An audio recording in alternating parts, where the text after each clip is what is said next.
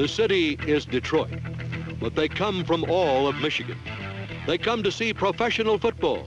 They come to demand performance from those that play. And since the birth of the game, their team, the Detroit Lions, has reflected the character of the area, giving its supporters nothing less than total dedication to achievement. The Detroit Lions are now in a renaissance. It began in 1967 when Joe Schmidt was made head coach.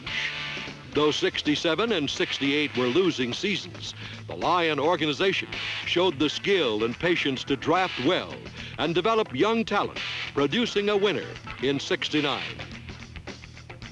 In 1970, Joe Schmidt would forge another winner for the Motor City. While their 10 victories were evidence enough, the story of the 1970 Lions was more than a story of 10 victories. It was the story of a group of men who refused to yield to the odds, refused to let destiny be their executioner. It took 15 games to finally bury the Lion. It happened in a blur of action on a December day in Dallas, only fingertips away from an even happier ending. But a day in Dallas cannot erase an entire season, a season in which the Lions showed the entire football world that theirs was a team with talent, a team with pride, a season in which the Detroit Lions matured, came of age, and almost roared the loudest.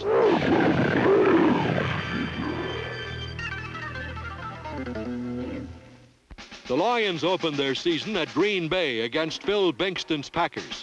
Joe Schmidt chose number 19, the veteran and talented Bill Munson, as his quarterback.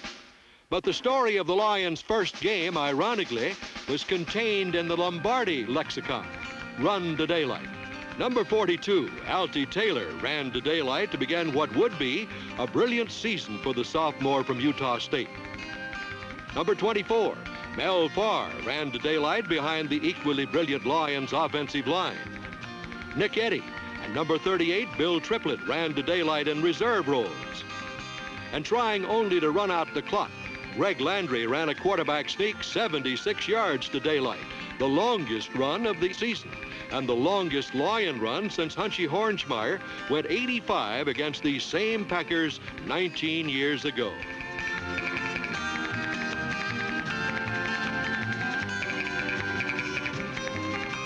Defensively, the Lions were superb, not giving up a first down until midway through the third period. It was an awesome display that gave notice to the rest of the league that the 1970 Lions had picked up where they left off in 69, recording their fourth shutout in their last 14 games, 40-0. Detroit's second game and home opener was against a future champion, the Cincinnati Bengals, and the Lions squeezed the Big Orange Machine dry. Lem Barney's controversial punt return sparked Detroit to its second victory, 38-3.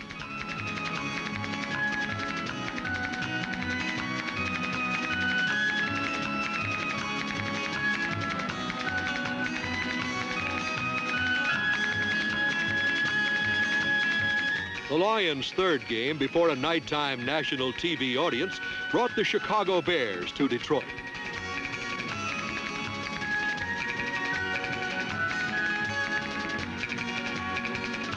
Spotting Chicago a 7-0 halftime lead, the Lions went on to muzzle the Bears 28-14.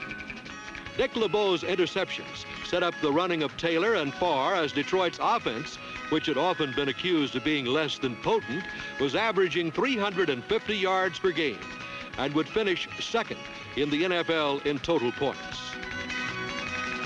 Bill Munson had his finest game as a Lion, showing poise under pressure and executing flawlessly.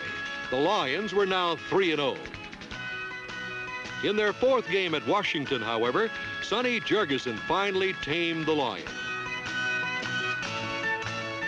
Detroit was flat, unable to defense Charlie Taylor, and the Lions came home 3-1, tied for the Central Division lead.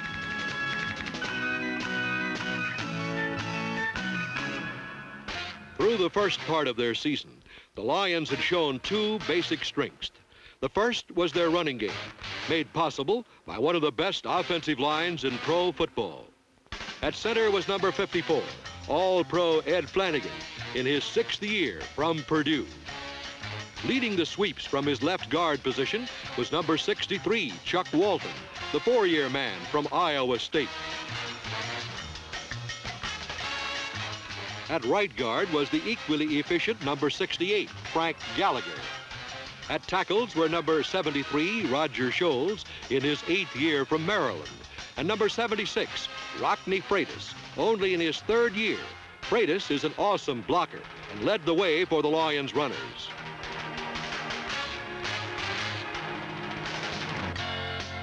They call him Marvelous Mel, and in 1970, Mel Farr was truly marvelous. For the first time since his rookie year, Farr's knees carried him through most of the season, while his legs led him through enemy lines. Striding, often gliding through defenders, Farr's deceptive inside power and outside speed made him a threat on any type of play. And when there's only one man between Farr and 6 points, it's no contest.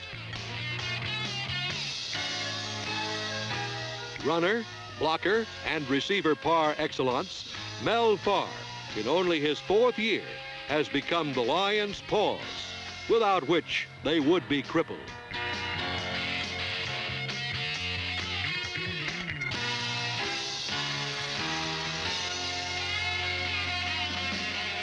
Reverse number 24's jersey and you have Alty Taylor. Like Farr, Taylor is an exciting runner, but the two have distinctively different styles. Farr is the silky smooth sword. Taylor, the epitome of an old razor blade. Nicking, scraping, cutting around defenses like a scared rabbit.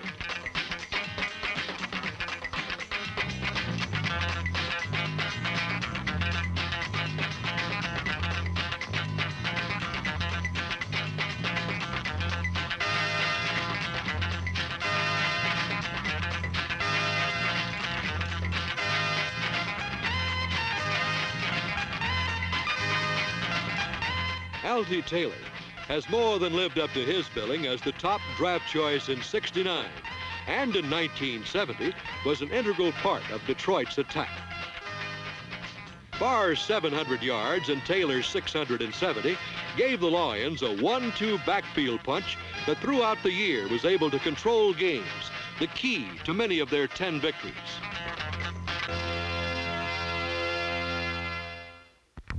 The great strength of the 1970 Lions was their defense, led by Captain Mike Lucci and defensive coach Jim David. Detroit's 11 hungry Lions growled, prowled, and stalked down their enemy. The Rams have their fearsome foursome, the Vikings their purple gang, but in Detroit, it's the blue meanies. Tackles Alex Karras, Dan Goich, and number 82, Jerry Rush, came from the inside.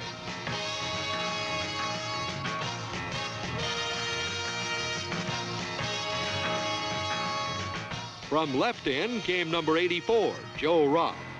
When Robb was injured early in the year, rookie Jim Mitchell, number 83, took over without losing a beat.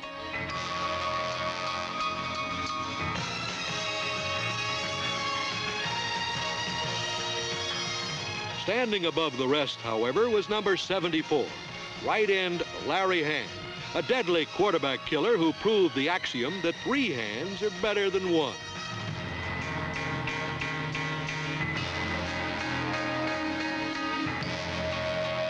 The Lion linebackers are the heart of their defense.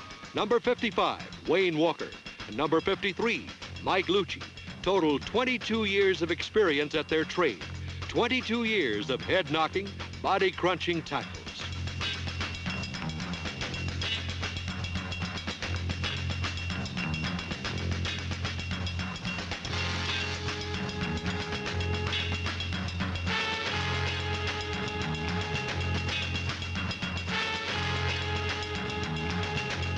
Number 50, Paul Newmoff, has only 3 years behind him, but played as if he had 22. and helped Detroit's defense to be #1 in the NFC against the run.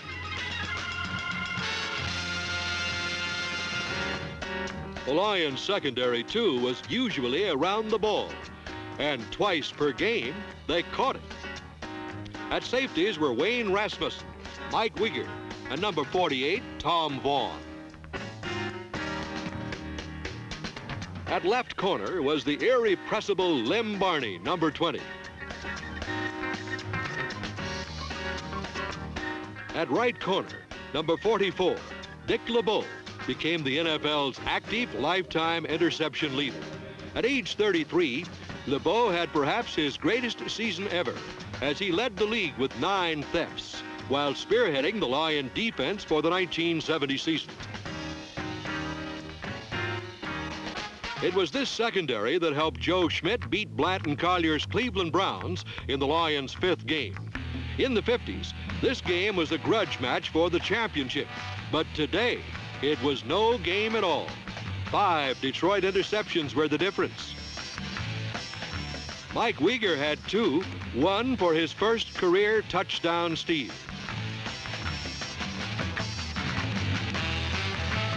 Larry Hand played a screen pass perfectly and recorded the 4th touchdown theft of his career.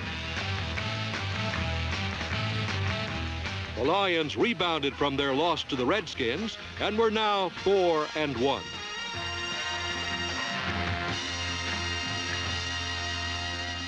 Dick Butkus and the Bears were the Lions' 6th opponent. As always, it was an uphill struggle against Mr. Butkus in Chicago. But the Lions clawed back and with some lucky bounces were able to salvage a 16-10 win.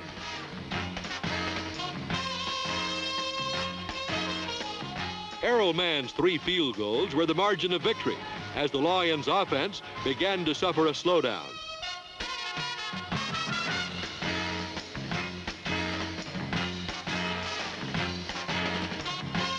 Home again for their 7th game, the Lions took an early lead against their co-leader, the Vikings. But Bill Munson, who had thrown but 1 interception till now, threw 3, and the Lions suffered their 2nd loss of the season and dropped to 2nd place in the tough Central Division. Only a hermit in the Sahara doesn't know what happened in New Orleans on November the 9th. Errol Mann kicked Detroit into a 1-point lead with only 11 seconds left. But another kicker by the name of Tom Dempsey booted the little brown object 63 yards through the uprights as time ran out. With his kick, Dempsey reached football immortality. With their loss, the Lions were nearing oblivion in their quest to make the playoffs. Heartbreak followed heartbreak as Detroit failed to beat the Vikings again in their 9th game. Throughout most of the game, however, the Lions had the lead. Bobby Williams' 85-yard kickoff return opened the game with a blast, while the defense contained the explosive Viking passing attack. On offense, Greg Landry started his first game. Landry had looked good, helping Detroit to a 20-17 lead late in the game. Then it happened.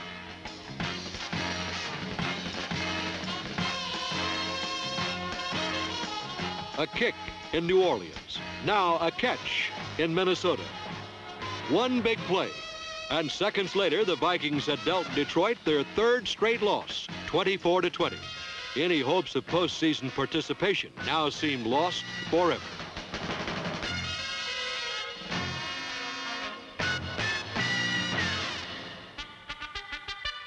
In defeat, however, the Lions had found another young star. Greg Landry had done well in his first start against the Vikings. He would go on to perform miracles. That he is talented is obvious, but it was Landry's spirit that seemed to hold the Lions together, that seemed to symbolize the team as a whole, a spirit reflected in his style.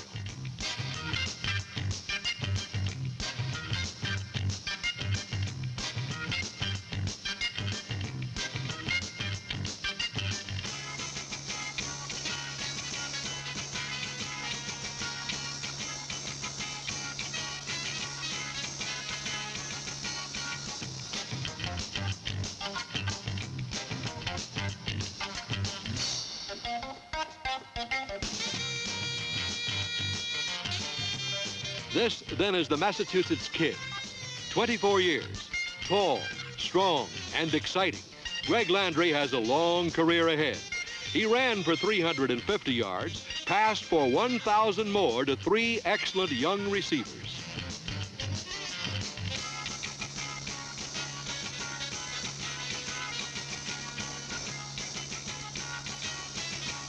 There was number 25, Earl the Pearl McCullough, in his 3rd year from USC. Youth. There was number 49, Larry Walton, in his 2nd season from Arizona State. Youth.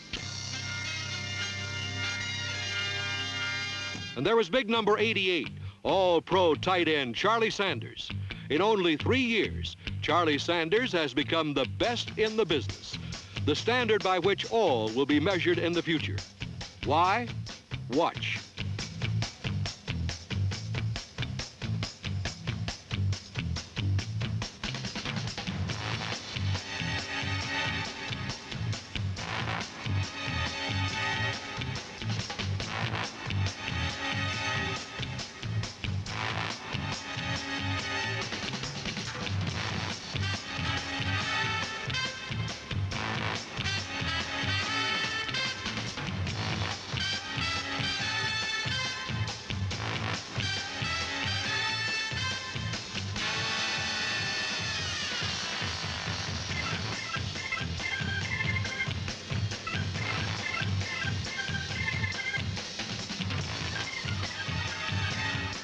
Like Greg Landry, Charlie Sanders' style reflected his never-quit attitude as the Lions, with a 5-4 record, entered the final phase of their season.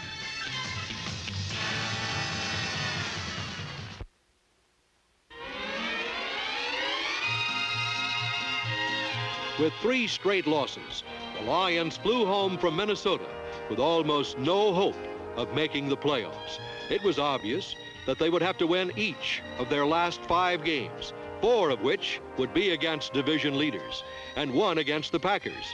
The Lions had the toughest schedule in the NFL, and as they boarded the plane, they must have thought about the task that lay ahead.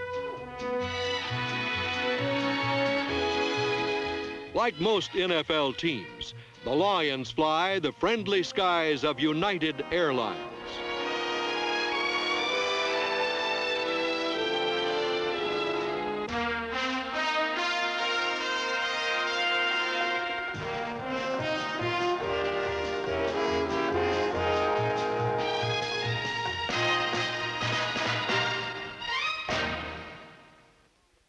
Thus it was that the Lions entered their 10th game against Dick Nolan's 49ers, the 2nd of 4 straight division leaders Detroit would face. Their backs were literally against the wall. Everyone wondered whether the Massachusetts Kid would be able to snatch the Lions from the edge of their tomb. Greg Landry answered their anxiety with his greatest pro game ever.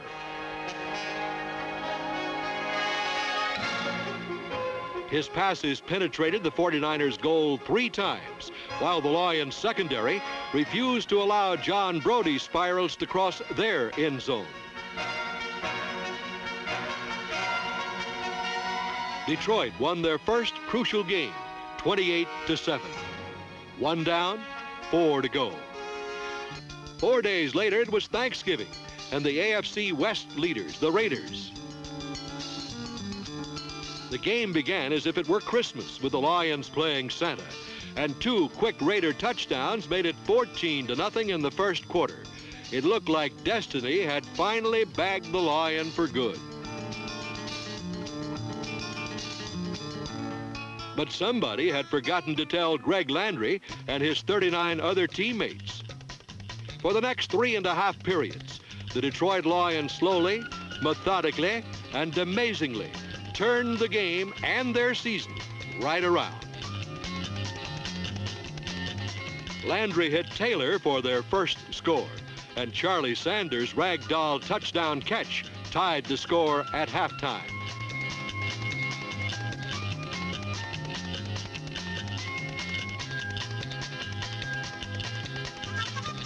While the defense shut out Oakland from the first quarter on, Marvelous Mel did his thing. And Charlie Sanders did his for the second time, and Detroit took a 21-14 lead.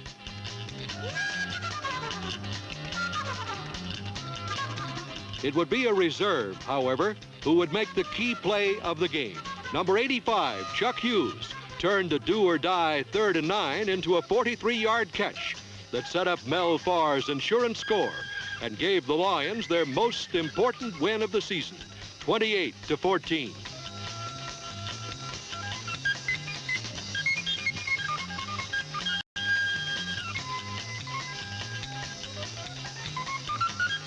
Then, under a full afternoon moon, the Cardinals and Coach Charlie Winter came to town. The Lions sent Winter home a loser. They sent him home a loser on the right foot of Errol Mann. They sent him home a loser on the right foot of rookie punter Herman Weaver, whose towering kicks caused trouble and allowed Mooney, Goich, Cottrell, Yarbrough, Cotton and company to cover and recover.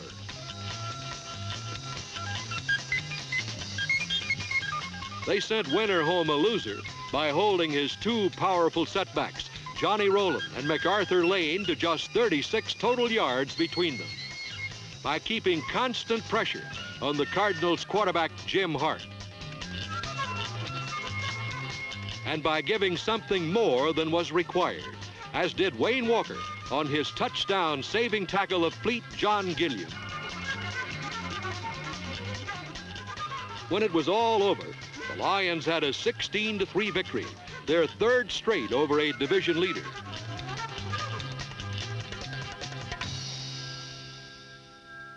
The bright lights of Hollywood and the Los Angeles Rams greeted the Lions in their 13th game. The Rams became Detroit's 9th victim, and the spotlight fell on this man, Heisman Trophy winner, rookie Steve Owens. Owens replaced Farr early in the game and went on to lead the Lions to victory. Mitchell, Landry, Hughes, and now Owens. The Lions had shown their reserve strength to be one of their greatest assets.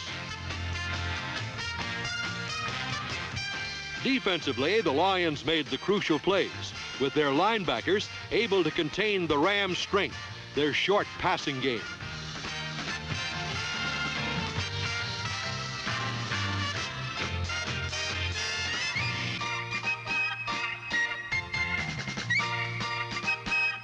When the final gun sounded, Mike Lucci hugged the game ball and walked off with a 28-23 impressive win over the Rams. The Lion remained safe for another night.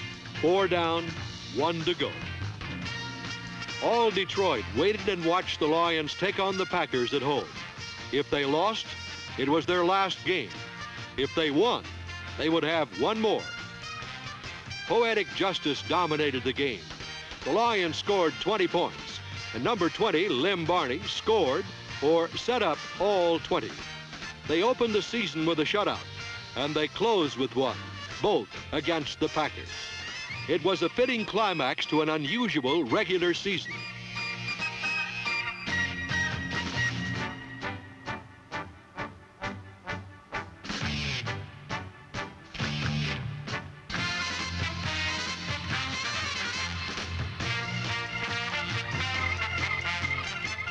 As Barney capped off a brilliant afternoon, the Giants were losing to the Rams, thus avoiding the necessity of a coin flip.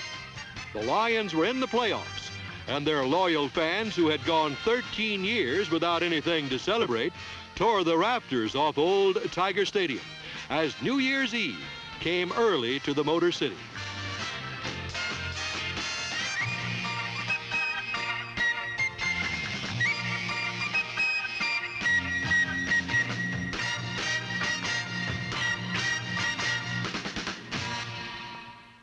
Joe Schmidt stood in the Dallas sun and thought about how his team had survived. They had won with veterans, and they had won with youth. They had won with tackling, and they had won with blocking. They had won by passing, by catching, and by running. They had won by stopping the run, by stopping the passer, and by stopping the pass. But most of all, they had won with hustle and desire. Even in the playoff, especially in the playoff, They fought and clawed and struggled right down to their last play of the game, 15 yards away from a possible championship.